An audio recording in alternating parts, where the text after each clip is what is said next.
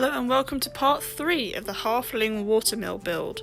In this episode we're going to focus on the painting of the mill itself, and we're going to finish that up before we add it onto the base and get all the finishing touches done. So last episode we gave everything a nice base coat in their respective colours, the grey for the stone, white for the plaster and then brown for the wood. So to start with, I just went over all the brown areas with various shades of brown to sort of depict different materials, different ages of wood, different weathering, that kind of thing. So here I'm just getting the roof nice and dirty with this darker paint and mixing that in with a lighter paint underneath, which is still wet, just to give it some variation and contrast across the different roof tiles. I then did exactly the same thing with a slightly lighter brown mixed with a little bit of yellow to give it some tonal variation.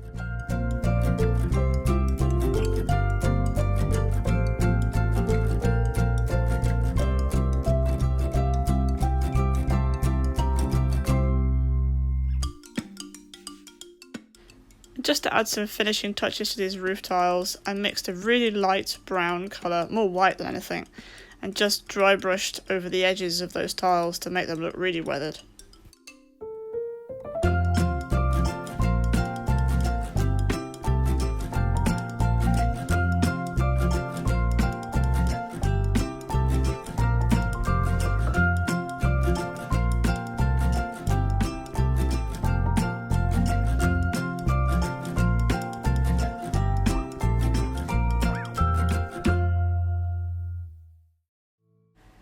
So while the roof was drying, I set to work putting a black wash over the water wheel. This was to make it look really dark and grimy and wet. I also wanted the wash to seep into all of the wood grain textures that I had spent ages scoring out while I put the wheel together. And I repeated this technique on all of the wooden beams on the building itself later on. When that was dry, I got this lovely moss green colour and pasted it on around the bottom of the wheel and where some of the moss clumps would have been growing in the wetter, damper areas.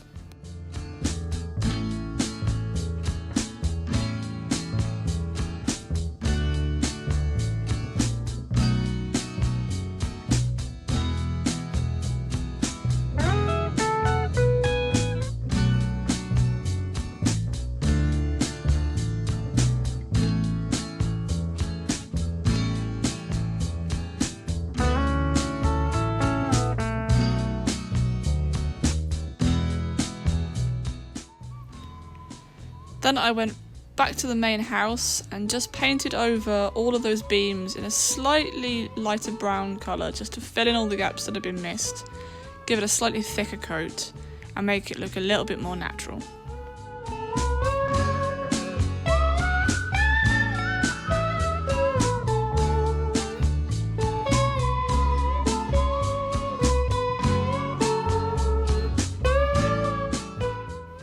Next, before going on to the detail work and all the finishing touches, I went over with a broad dry brush of a light grey and then an even lighter grey afterwards on all the stone areas to make them look nice and weathered.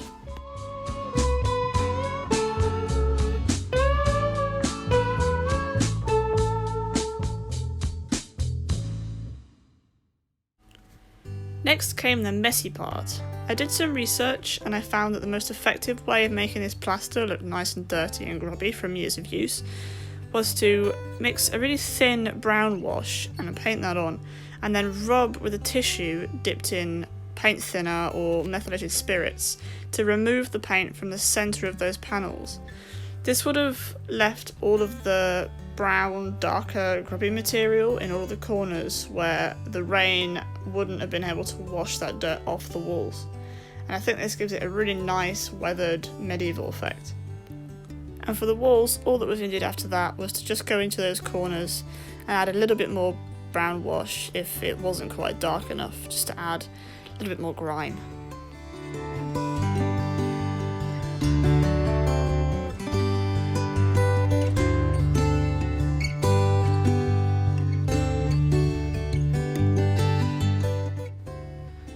While I was waiting for all of that to dry, I experimented with some milliput, and I made these really cute looking little door handles that I thought suited the doors quite well, and also had a go at just sculpting other little bits and bobs. So here we've got a nice drying rack with some fish on it, a nice little tree stump which they can use for chopping wood, and I also made up those little crates you can see with some coffee stirrers.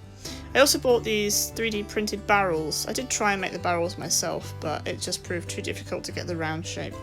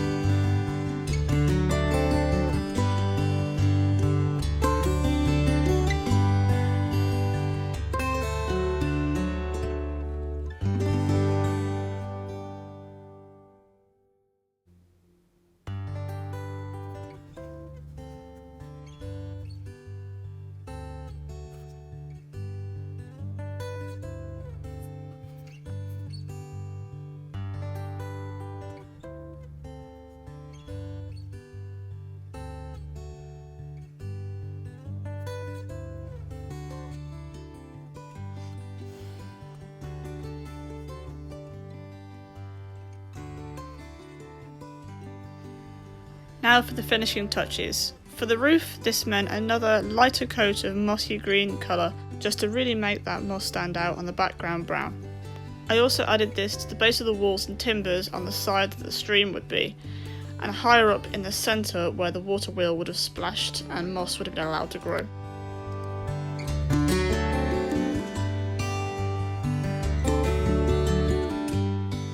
Finally, I coated all of the beams and the roof with a little bit of that black wash, just to age them up a little bit, and then it was ready, once it was dry, to add to the base.